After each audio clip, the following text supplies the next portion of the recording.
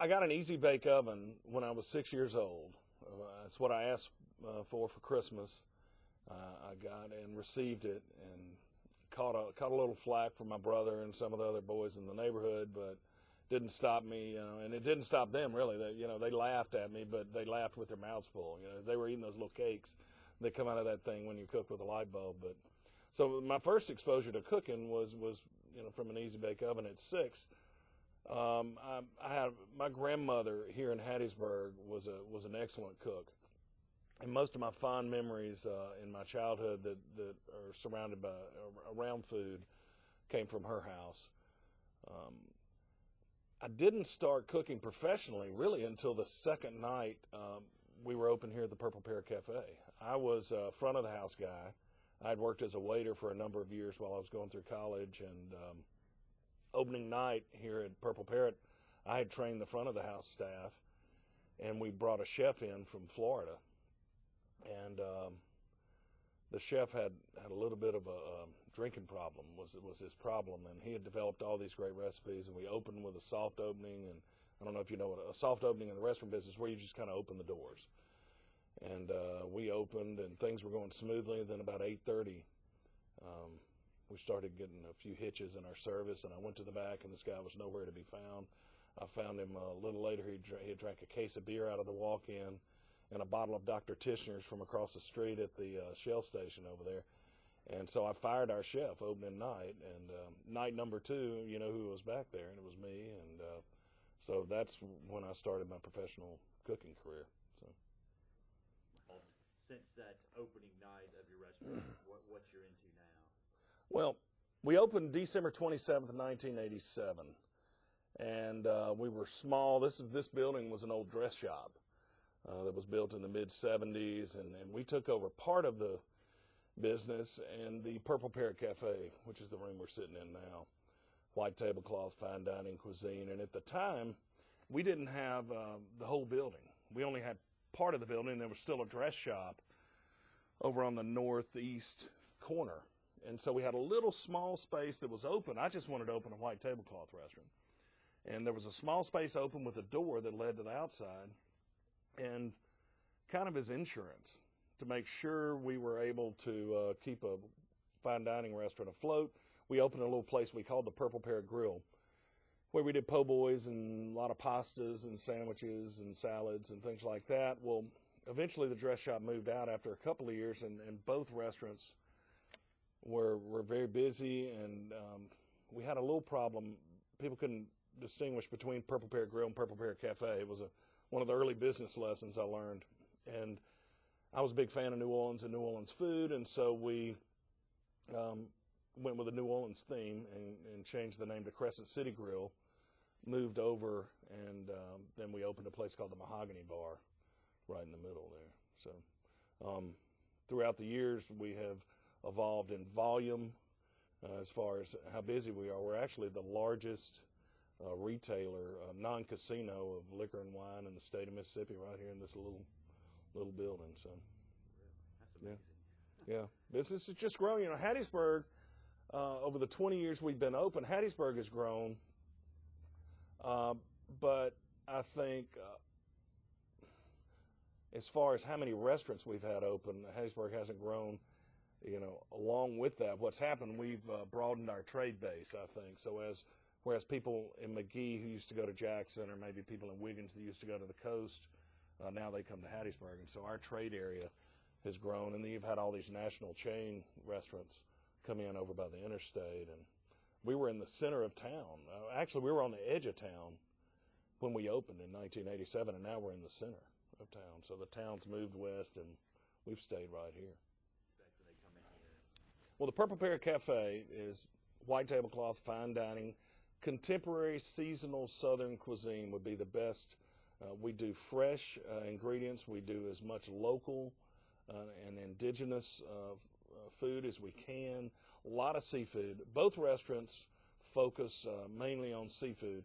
It's come from basically foods that I like, foods that I enjoy eating, and then we branched out from there. But here in the Purple Parrot, we'll take treatments on traditional southern dishes and just take them up a few levels. And the fried green tomatoes we do here, when my grandmother fried green tomatoes, she just put them on a plate, and we ate them with ketchup or however we ate them. Here, we'll take shiitake mushrooms and jumbo lump crab meat and saute them with a little garlic and hit it with some white wine and do a little French butter sauce on there to add a little richness. And so it just, the southernness is still there, but there's a sophistication, I think, to the food. I certainly hope so. We do a 5-course tasting menu, a chef's tasting menu here with wine pairings every night that changes all the time. Stuff we're really proud of. We've got a great award-winning wine list. Crescent City Grill is a casual New Orleans-themed restaurant. We do oysters on the half shell. We got a lot of po' boys, fresh fish everywhere. We do different preparations on all the local Gulf fish. We don't do much with salmon or northwestern, northeastern type fish. It's all Gulf fish. Trout, flounder, snapper, grouper, tuna. We get fresh yellowfin tuna out of the Gulf, and a lot with crab meat, and so a lot of seafood dishes, good steaks, casual New Orleans dining. The Mahogany Bar in the center, we do a full menu there and a late night menu, and it's a very extensive list of spirits and alcohol. Yeah. My marketing director, Stacy Andrews, got a call. I think it was in maybe 99 or 2000. I can't remember. And the local paper here, the Hattiesburg American, someone there asked if I would be interested in writing a food column, and she came to me, and I said, no, I couldn't do that. I enjoyed writing growing up, and I was fairly good at it, in high school, but that's a whole different type of, writing entirely different. And once I opened the restaurant, I became focused solely on just business and growing the business and recipes and developing recipes. And it was a labor for me to even write a letter to someone at that time. And my daughter was born then, and I just told her, I can't do this. It's going to take too much time. She said, really, you should do it. It'd be a good thing for. And finally, she talked me into it, and so I started writing this column. And after a few months, it was bad. It was really bad. I mean, some people probably say it's bad now, but it was bad early on. The first 6 months, it took a while before I really kind of got back in the swing of things. And after about 6 months, I developed a passion for it. And papers, we added Meridian and Jackson and Greenville and Biloxi down there were added on within a year or so, and it's just grown into what it is now. Most of the things that have happened in my life, and I'm serious about this, have happened by accident. I was in radio business in high school and college before I got in the restaurant business. Fell into that by accident. I got into the book business by accident, the restaurant business. I became a chef by accident, on opening night when we had to fire that guy. And it's just a lot of these things haven't been planned, and that's kind of part of the fun of it too, because you never know what's about to happen next. You're not so elitist that the common man can't relate to what you're talking about. Well, I don't take food as seriously as some food writers and food historians and things like that, because it's food. I'm serious about food, as you can tell. I'm serious about eating food and serving food and food as a business. But I also think there are not a lot of people out there. You can only study microgreens and baby vegetables for so long before your head explodes. And so I find humor in a lot of things, but especially in food and the way we eat down here, certainly the way I eat. I'm chief among the sinners, when it comes to eating a lot and Southern food and things like that. So, living in the South, and especially South Mississippi, there's a lot of material there. So I'm not sure if there's anyone else in the country. I'm told I'm the only food humorist out there writing today. Maybe that's the case. Maybe it's not. I don't know if it matters. But I know I'm probably the only food columnist that gets hate mail. So I get a good bit of hate mail. People at PETA, they don't like me at all. I get hate mail. I was on their 10 most wanted list or something for a while or so. Yes, I'm a devout carnivore.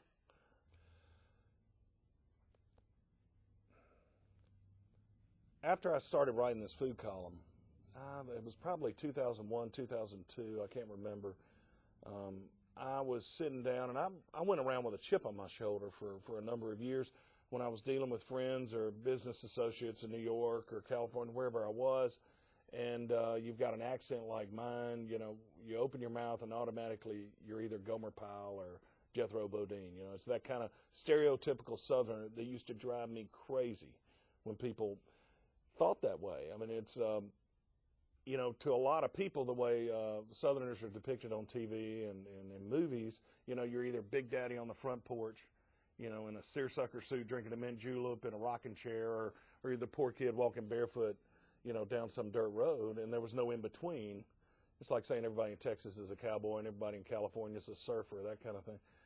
And so I came across these two women out in Aspen, Colorado at a dinner. We were seated with these ladies at a dinner, and they were pretty rude, and they were asking me about actually this restaurant. And they said, "What's your restaurant like?" And I said, "Well, it's a white tablecloth fine dining restaurant, this and that." And she kind of snickered and kind of gave the elbow to her dining companion and said, "Mississippi doesn't have fine dining restaurants," you know, that kind of thing. It really ticked me off, and I wanted to just roll out this litany in public relations rant and let them know that, you know, actually, you know, Elvis Presley, you know, B.B. King, Muddy Waters, America's Music, and reel off the list that we all know. We all know the list.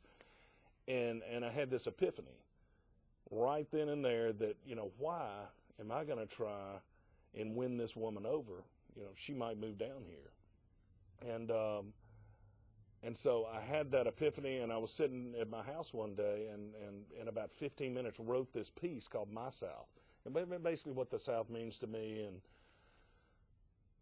put it in the column, and it was published in my newspapers that run it. And someone cut and pasted it off one of the internet sites and sent it to 10 people, and those 10 sent it to 10, and those 10 sent it. It turned into one of those viral email things. And in about 2 days, I had about 800 emails back in my box from as far away as China and all sorts of places. And it just went on from there. Turner South got a hold of it and purchased the rights to use it in their network imaging and branding. And Rutledge Hill did a book we did together. And just, you know, I think the popularity of it is certainly not because it's so well written, but it's just, I think it touches a chord, and it's that epiphany that touches a chord with people, that we really don't have to go out and extol the virtues of Mississippi and the South with all these other folks, because, you know, we don't have to you know, wear that chip on our shoulder anymore. That we're good. We know we are, and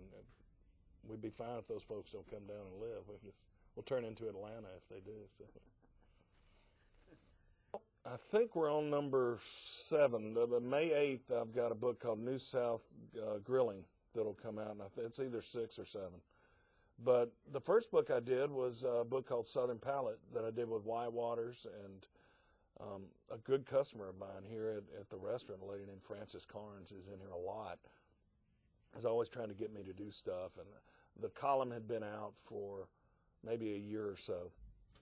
And she said, "Robert, you ought to do a cookbook. You ought to do a cookbook." And every time I saw her, she said, "You ought to do a cookbook." And same thing with the column. I'd say, "I just don't have time," and this and that. One day she was sitting right over here at table 3 with a gentleman, and I walked up, and she said, "Sit down, Robert. This is so-and-so with this publishing company. Tell him about your cookbook." Well, I didn't have a cookbook. I didn't have any, you know. So I was trying to think quickly on my feet, and I said, well, if I were to do a cookbook, I would have recipes I developed here at the restaurant over the years. I would have some of the pieces I've written in the column. The My South piece ended up going in that first book. And I would have watercolors by Wyatt Waters. And without missing a beat, this guy says, "If you can get Wyatt Waters, you got a deal." Well, the problem is I didn't know Wyatt Waters at the time. And so I had his books. And the cool thing about Wyatt, that I had never met him, but I had both of his books at the time. And when he did Painting Home, where he went all around Mississippi in different communities, you know, painting those landmarks in the community, when he chose Hattiesburg, typically people would come to Hattiesburg and paint the administration building at USM, which is a great building with the dome and very iconic building for Hattiesburg, or the McLeod House, which is a cool old Victorian house downtown. Most people would make those choices. Well, Wyatt went to the Beverly Drive-In out on Highway 49 and painted that. And he went to the Coney Island Cafe downtown, and those were the two choices he made. And I thought, that's it. I get it, and I like the way this guy thinks. And so after this guy said that, I got in my car the next day and drove up and walked in the White Waters Gallery there in Clinton and introduced myself. And I think it was about 6 hours later before one of us took a breath. We just hit it off and had a lot in common, and ended up self-publishing that book. And it just, it did way better than we could have ever imagined, and kind of started. It was the fuel that flamed the rest of this book stuff that's happening. And we've just done this second book, and it outsold what we did in the first book. And I'm just waiting for the next accident to happen. I really am. From that, you and Wyatt have become good friends, right? Oh, he's my best friend. That guy's great, man. He we've got a lot in common. We share a lot of musical interests, and we like hanging out. And he's like a member of the family. I find that the friends you make early in life, I think those friends you make in elementary school and junior high, and you've got those tight bonds with those friends, and you might not see them for 10 years, and when you do, you pick right back up. And it's hard to make a friendship like that as you get older. And I'm fortunate in that I've made several of those, Wyatt being certainly one of those. He's a great guy. I love him to death. He's good. And tell me about the cooking demonstrations that you guys do together all over the... Well, we do what we call a dual demo. And we've toured around with this since the first book, I guess 2002. And we go in, and I cook a 4-course meal and demo each dish. And as I'm doing that, he paints a watercolor painting and does a demonstration. And so after about an hour and a half, I've fed the group, and he has done a painting. And it kind of brings the book to life, because the books that we've done together, Southern Palette and Southern Seasons, deal with Southern art and kind of the culinary arts and the visual arts, and the book brings those together. And I think that was a big one of the big appeals of that first book, that you hadn't seen that a lot, and this dual demo brings that to life, really. And so it takes it a step further. In addition to bringing the culinary arts and visual arts together, we do it live and in person. And so we've traveled all over the place with that, and I bet we've done it 100 or so times, and we've done it for crowds of, I think 500 was the largest we've done, and we've done it in department stores. We were in the lingerie department of a Prophet's department store in Chattanooga, Tennessee, and almost caught a rack of panties on fire one time. We were using butane or propane, I guess, to cook with. And so Wyatt actually did a watercolor painting one time with no water. Somebody was supposed to get him water, and we had this big crowd, and we got started, and we got rolling, and nobody brought him water. I wasn't looking a lot, so I wasn't watching what he was doing. I had no idea how he did it, but he did it somehow. The painting looked great to me. But maybe that's what it was. I mean, it's not very appetizing around food. But people say the key to success in the restaurant business is location, location, location. It's actually management, management, management. I mean, everything that happens good in this restaurant is because management is on top of it. And if we drop the ball here and there, it's, we had our eye off the ball for a minute. So I give credit.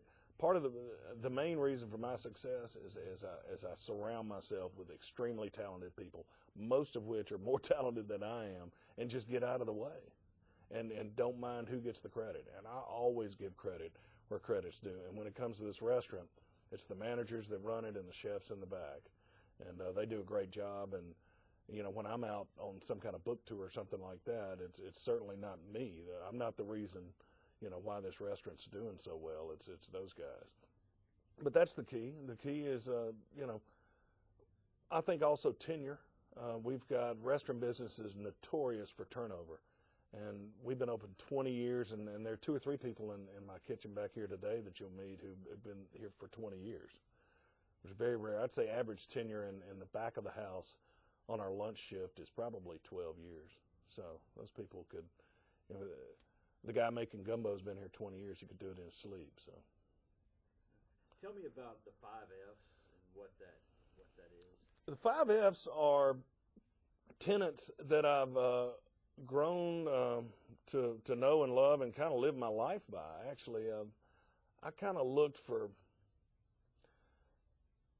fun in a lot of the wrong places early in my life, and I thought I had it figured out, and I really didn't. And I came to a point in I was probably 40 years old before I really started figuring out what life's all about. And it was around the birth of my first child, my daughter. And the 5 F's are faith, family, friends, food, and fun. And those are the 5, and they're in that order. And faith, and first and foremost, I'm a Methodist, and grew up in a church downtown here in Hattiesburg, Main Street United Methodist Church, where a lot of my love for food comes from that church. Really, covered dish suppers and those things, and I get a lot of material in my column from those type things. But faith being first and foremost, and the people in my life that have had the strongest faith, as I look back on my life, have been the greatest influences on me and the people I want to emulate. Family. When my wife was pregnant with our first child, our daughter, noticeably pregnant, probably 7 months in, we would be at a party or at an event or at another restaurant or just out about town, and people would come and we'd witness this strange phenomenon. People would come up and they would grab one of us by the arm and look us in the eye, and they would say, "It goes so fast." And that's all they would say. This happened, people who didn't know each other, and no one had planned this, but it kept happening. It happened enough times that finally one night we sat home and said, "Look, we need to make sure we pay attention here. We don't want it to go too fast." And at that point in time, we dedicated. The restaurant business is not very conducive to parenthood and being a dad, and I recommitted myself at that point in time. And I work days now. We've got a great crew who work up here at night and trade around, but I didn't want to be in a situation where I was 70, 80 years old saying, it's gone too fast. And I'll tell you, I got a 10-year-old and a 6-year-old right now, and it's going too fast. But I'm doing everything I can to make sure that I'm there along the way. And when the boy gets off to college, when he turns 18 and goes to college, I'm heading to Europe for a while. But until then, I'm committed to being a dad. I can't think of a more important job than being a father. It's the best job I've ever had, certainly the most rewarding and the most challenging. So you got faith, family, friends. We talked about Wyatt a minute ago. The friends of my granddad used to say a wealthy man has his first dollar, a truly rich man has his first friend. And I used to think that was bunk, when I was 14 years old. But as I grow up, he becomes a lot smarter through the years and much wiser. And that's true, because when it's all said and done, you've got shared experiences and, impacted lives, and that's really what matters. So faith, family, friends, food. And the thing about food is there have been a lot of studies done, and if you look back in your life, I think some of the greatest memories that you'll remember were somehow centered around food.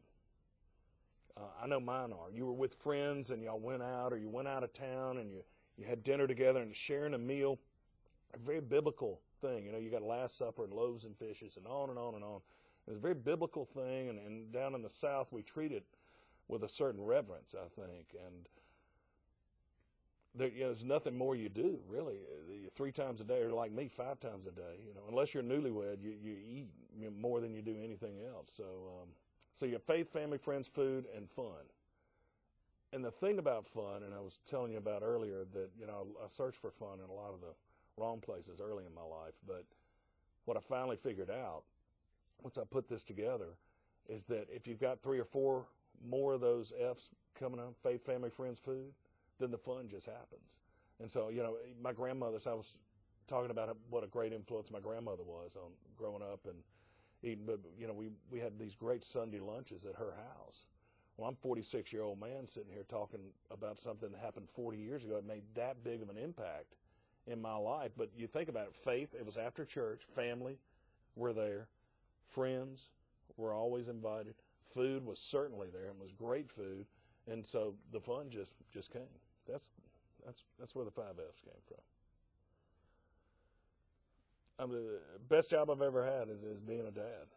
And I never I knew I'd love kids. My father died when I was 6, and for some reason I always wanted to be a dad. And you know, I could probably go to a shrink and sit on a couch and spend 3 years figuring out why that is. But you know, the main thing is just that I knew I wanted kids, but I never knew how much fun I would have or how much I would laugh, and what a joy it would be being a dad. So you know, I enjoy traveling. I enjoy eating. I enjoy eating while I travel.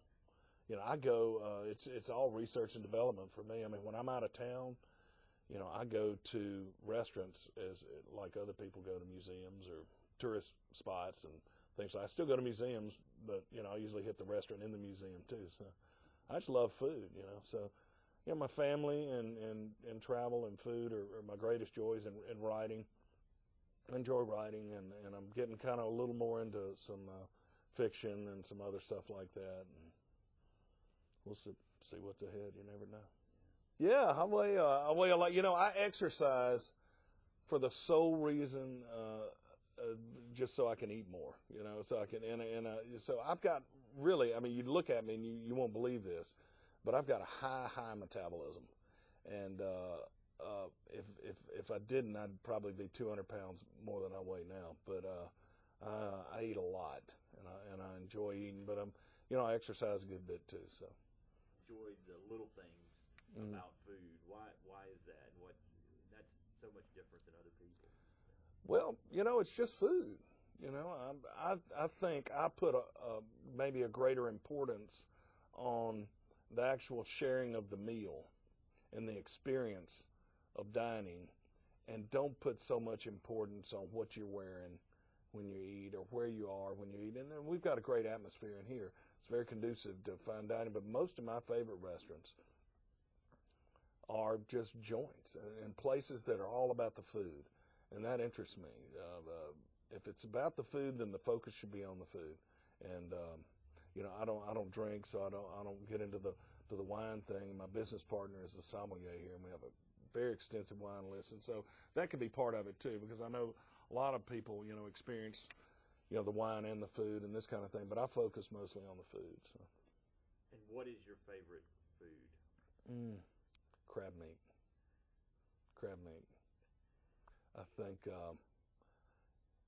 anything we do here, I know too, and it just comes from maybe what I like and what I enjoy. And you know, if we do something with crab meat, people just love it. There's a soft shell crab. When soft shell crab season comes in, it's a big deal around here, and it's hard to even keep them in. They arrive at the back door alive and kicking, and within an hour or two, they're on a plate out front. So, talk about what it's like to be an individual restaurateur.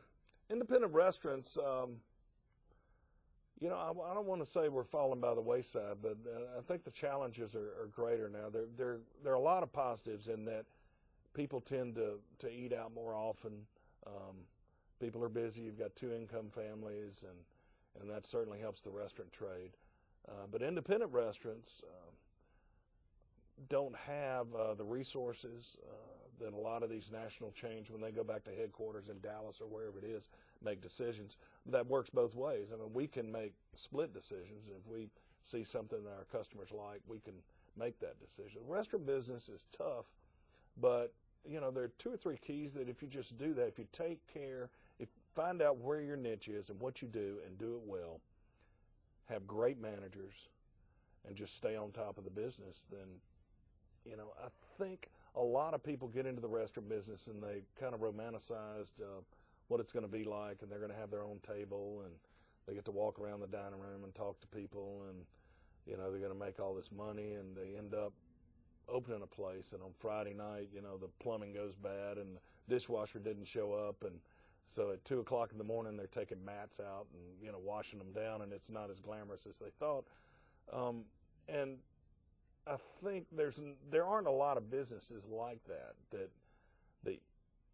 people could just get into all of a sudden. So that's why there's a failure rate that's as high as it is in the restaurant business. But for people who are passionate about it, my friends that have been in the restaurant business, a lot of them longer than I have. I'm 20 years here, 25 years I've been working in restaurants, and those people who get in there, and Nick Apostle, who was my mentor and a hero of mine, has been working just yeoman hours for a number of years, and he works hard at it, and his restaurant, is the better for it.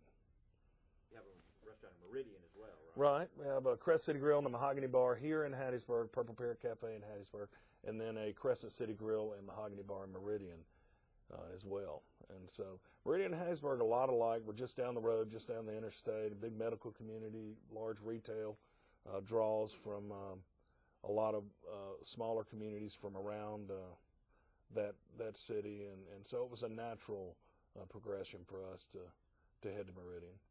But, we're one of the independents in a group, in a sea kind of national chains. And the thing about it, I love independent restaurants. When I'm traveling, I always ask the hotel clerk, where's the best breakfast joint? And if they give me a national chain, I'll say, no, that's not what I'm talking about. The place where the guys are going in there drinking coffee, and you're serving runny eggs and wheat toast and little diner plates. And that's the place I'm in. When you go to those places, you learn so much about the community. And consequently, restaurants that serve lunch and dinner that are similar to that in different communities tell you about it. I mean, you can drive on an interstate in Ohio or Florida or Wyoming, and right when you pull off, you'll see a lot of those same restaurants. And they don't really tell you anything about the community. But when you go into an independent restaurant in a community, and I'm not getting on to chain restaurants, because I take my family to chain restaurants. But independent restaurants really tell you something about the people that live in that community and their customs and their habits and their likes and their dislikes. And that's what you learn. And I think you learn a little of that when you're in here too.